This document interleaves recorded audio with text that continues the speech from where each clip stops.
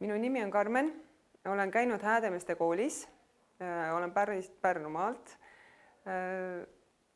Lõpetasin Pärnu Kutsehariduskeskuses kokk-kondiitri eriala.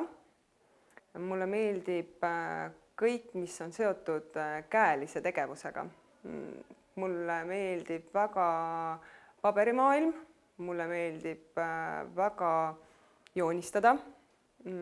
Ma armastan teha keelküüsi ja kõike, mis on käsitööga seotud, kaasa arvatud õmblemine, heegeldamine ja lisaks, kui aega üle jääb, teen ka sporti.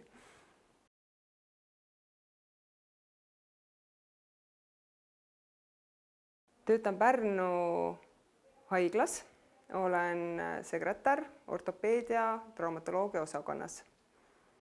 Seal on võimalus areneda, seal on võimalus teha väga palju erinevaid valdkondasid.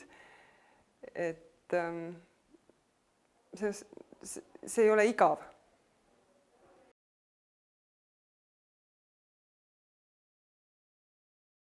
Tal peab olema väga hea empaatiavõime. Ta peab olema väga sõbralik, väga vastutulelik, lahke ja kindlasti korrektsus, hea eesti keele oskus, kirjutamisoskus, et kõik paberimajandus korralikult korras oleks.